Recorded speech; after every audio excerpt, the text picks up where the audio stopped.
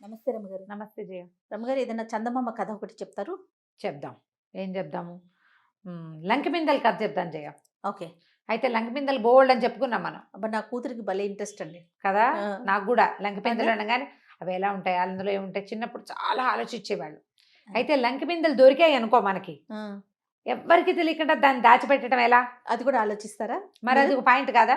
పాయింటేనండోయ్. చిన్నప్పుడు అదే ఆలోచించేవాళ్ళం. సినిమాలు చూసేవాళ్ళం కదా! ఆ! సినిమాల్లో లంకిబిందెలు దొరికిన తర్వాత లంకిబిందెల్ని ఆనుకుని పాములుంటాయి. అవునా సర్పాలు రమగారు? కాపలా కాస్తాయి. ఒకటి. రెండోది లంకెమిందలకి కాపలాగా భూతాలు, పిశాచాలు ఉంటాయి. ఓకే. అలా చెప్పేవాళ్ళు కథల్లో. కాదు రమగారు, చిన్నప్పుడు ఎవరి దగ్గరైనా ఇట్లా ఎవరి పొలంలో అయినా పడినాయి చూసారు. అట్లాంటిది ఎప్పుడైనా విన్నారా మీరు? మా ఊళ్ళలో అంత సీన్ లేదు. పురాతనమైన ఇళ్లలో అలా దొరుకుతాయని, ఆ లంకె బిందెల్ని ఆసరా చేసుకుని పాములు, పిశాచాలు లేదా భూతాలని కాపలా పెడతారని అలా చెప్పుకునేవాళ్ళు జయ. అలాంటి మాటలుండేయి. చెప్పటమే అవన్నీ కథల్లోనే. నేనైతే చూడలేదు. కాదండి, పొలంలో కూడా దొరుకుతాయి అంటారు కదా! మా పొలాల్లో పొలాలన్నీ కూడా. మా పొలాలన్నీ తవ్వుతున్న పొలాలు. ఇప్పుడు ఎవ్వరూ తవ్వని కొన్ని సంవత్సరాలుగా ఆ! ఎవరూ తవ్వని పొలాలు ఏమైనా ఉంటే అందులో దొరకచ్చు. ప్రతి ఏటా తవ్వే పొలాల్లో ఎక్కడి నుంచి వచ్చేస్తాయి సడన్ గాను? ఆ! అలా రావు గదా! ఆ! నిన్నో మొన్నో ఎవరన్నా దొంగతనంగా నేను చుట్టుపక్కల ఎవరిదైనా పాతి పెడతారు. విన్నారా అంటున్నా. ఓకే. పాత కథలు. ఆ! కథలు వింటమే తప్ప అదేలెండి. నిజ సంఘటనలు నిజ జీవితంలో జరిగినట్టుగా నాకు కూడా తెలీదు. లంక బిందెలంటే రెండేనా? ఆ! 2, జోడు. 3 జోడు బిందెలు. జోడు. లంకె ఒకదానికొకటి కట్టేసి ఉంటాయని, గొలుసులతో ఉంటాయని, ఆ గొలుసులు కూడా వెండివేనని, తాడుతో కడితే తాడు కొన్నాళ్ళకి పాడైపోతుంది. ఆహాహా! నేలలో పెట్టేస్తే. అలా ఏమిటో పిచ్చి పిచ్చిగా వింటుండేవాళ్ళం. చిన్నప్పుడు కథలు మరీను. ఇంకా ఇప్పుడు మేము విన్న కథలు చాలా నేనిప్పటిదాకా చెప్పలేదు. మీరు విన్నావా? మరీ అభూత కల్పనలాగా ఉంటాయి కదా అని చెప్పట్లేదు కొన్ని కొన్ని ఓకే. కథలైతే. ఓకే. భలే విచిత్రమైన కథలు. ఇలా కూడా ఉంటుందా అనిపిస్తుందా? అప్పుడు మేము నమ్మేవాళ్ళం. ఇప్పుడు పిల్లలు ఎవరు నమ్ముతారు? నిజమేనండోయ్. ఆ! పెద్దవాళ్ళు కూడా ఏంటంటే పిచ్చి కథలు చెప్తున్నారని పోట్లాడతారు. కథని కథలాగా తీసుకోలేకపోతున్నావు. తీసుకోలేం. కష్టమే. ఏదో కొంచెం కాస్త జీవితానికి దగ్గరగా ఉండాలి. హ్మ్. ఈ లంక బిందెల కథ ఒకటి చెప్దాం. చెప్పండమ్మ. పూర్వం అంట ఒక పల్లెటూరులో ఒక రైతు ఉండేవాడు. ఈ రైతుకి పాపం అసలు ఏమీ లేదు. బాగా బక్క రైతు. అయితే ఆ ఊరి జమీందారు గారు వీడి మీద జాలిపడి బంజరు పొలాలు వాళ్ళకి చాలా ఉంటాయి కదా! ఏవో అసలు వాడనివి. అందులో ఒక అరెకరం చెక్కని ఈ రైతుకిచ్చారు. ఇచ్చి "ఒరేయ్ తవ్వుకొని నువ్వు దున్నుకొని పండించుకోరా, నాకేమి ఇవ్వద్దు. నువ్వు బతుకు అంతే.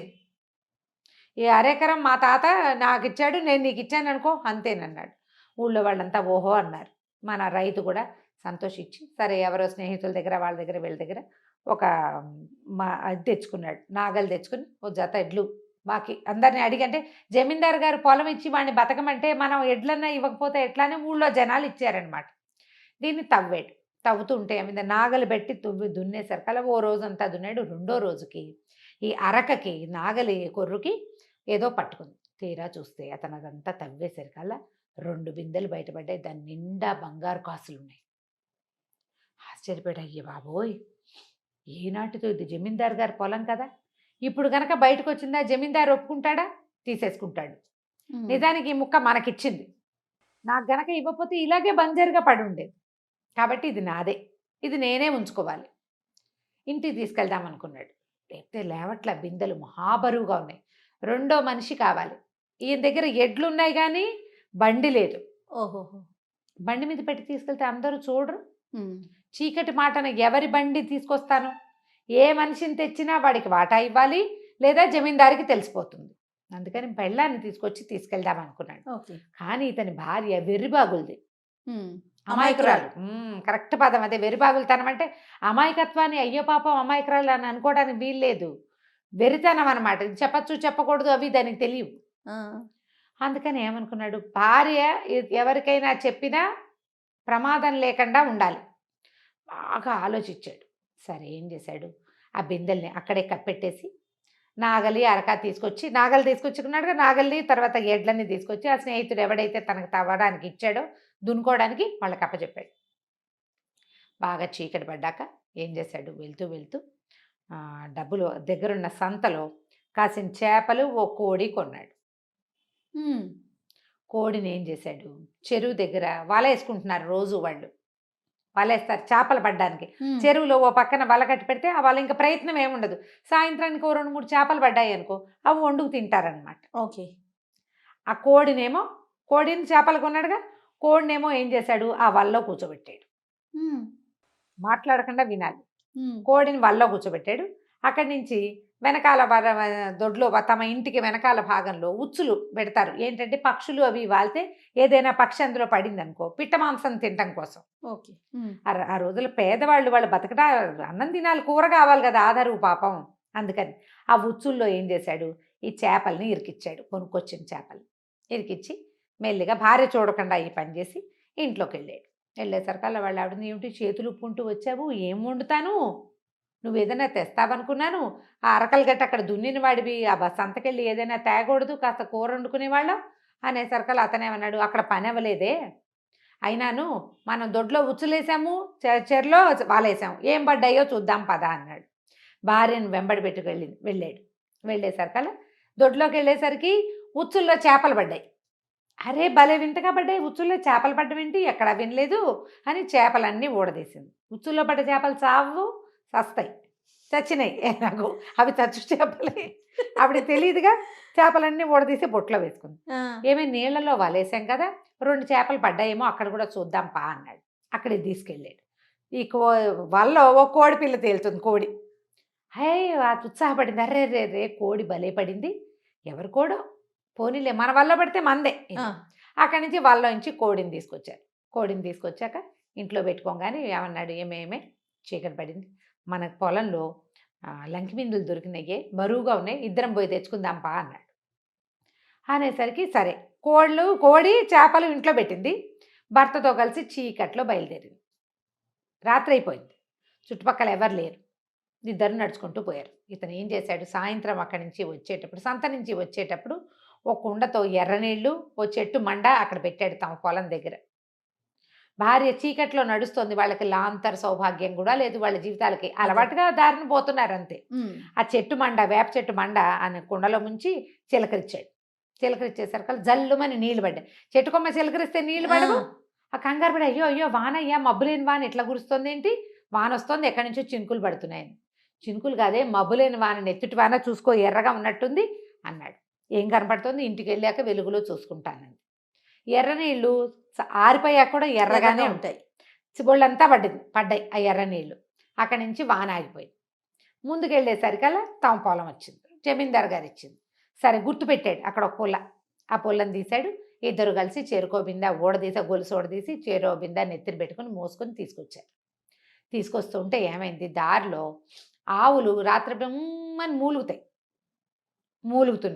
మూలుగుతుంటే అమ్మాయింది, ఎవరై మూలుగుతున్నారు, ఏడుస్తున్నట్టు వినపడుతుంది, ఏమిటా శబ్దం అని. ఆవిడకి చీకట్లో తిరిగే అలవాటు లేదు, ఆడవాళ్ళు వెళ్ళరు కదా రాత్రిళ్ళు పొలాలకి. ఏమన్నాడు, అదిగా అదే మన జమీందారు లేడు, జమీందారిని దయ్యం పట్టుకుంది, దయ్యాలు ఎత్తుపోయినాయట, పాలేళ్ళు వాళ్ళంతా నౌకర్లు ఉంటారు కదా, వాళ్ళంతా ఏడుస్తున్నారే, వాళ్ళవే మూలుగులు అన్నాడు. జమీందారు గారిని దయ్యం ఎత్తుకుపోయింది అది అనగానే ఓహో సరేలే అనుకుంది.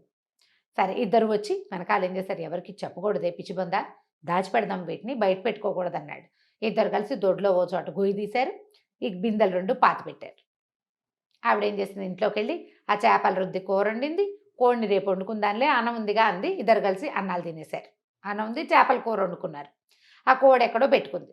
బతుకున్న కోడి ఏముంది, అది అటు ఇటు తిరుగుతుంది కదా, దానికి ఏదో 2 గింజలు వేసింది, ఒక బుట్ట కింద పెట్టింది, అన్నాలు తినేసాక పడుకుంది. ఇంత దూరం నడిచి వెళ్ళేసరికల్లా ఆవిడ కొళ్ళు తెలియలే.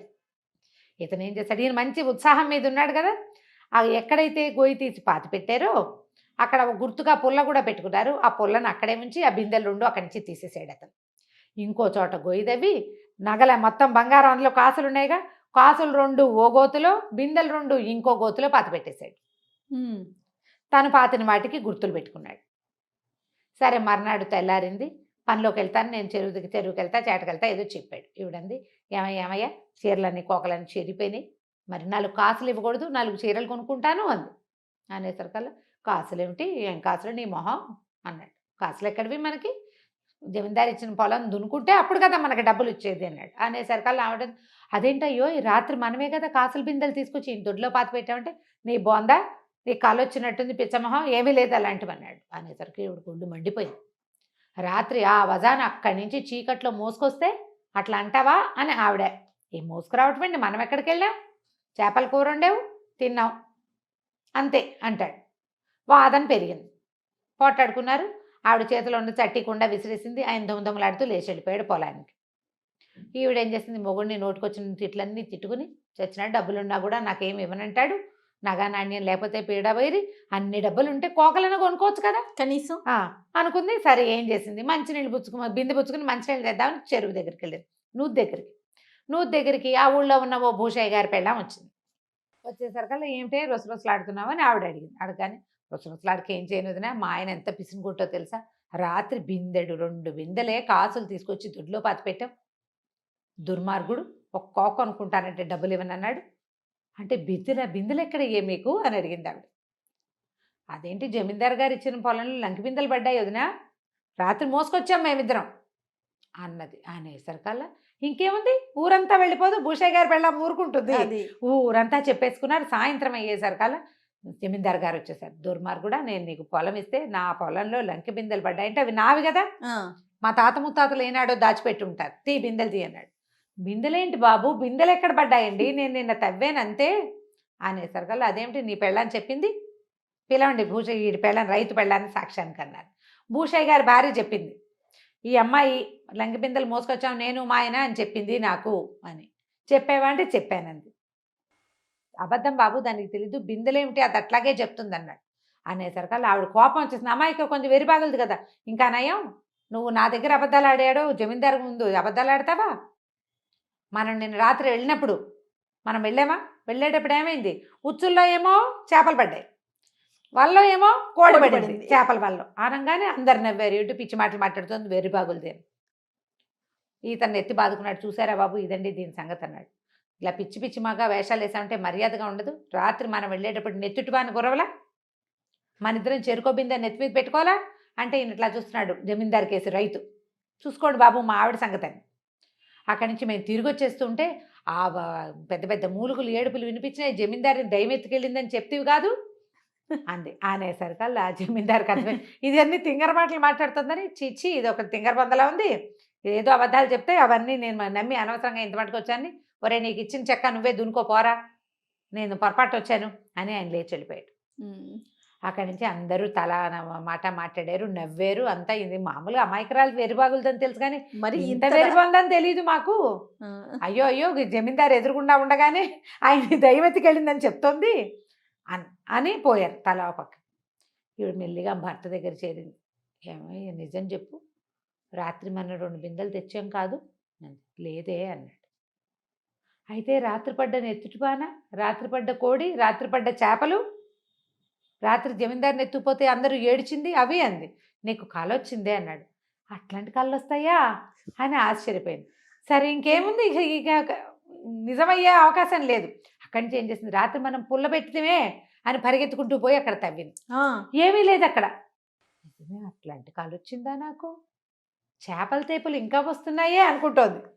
చేపల కూర తింది కదా, కానీ ఇంకేమీ లేదు.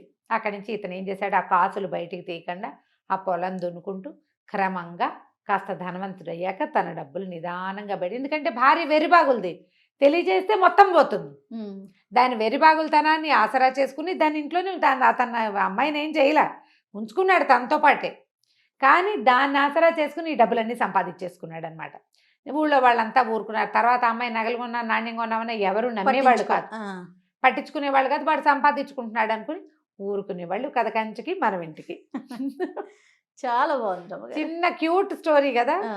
ఇలా ఇప్పుడు ఎవరు ఇలాగే కదా మోసం చేస్తారు. అవునండి, మోసపోయేది ఇలానే కదా. ఇప్పుడు అమ్మాయి పాపం అమాయకురాలు భార్య కాబట్టి సరిపోయింది, ఇంకోళ్ళనైతే అదే కదా. చాలా బాగుందండి. నమస్తే రమ్మగారు. నమస్తే.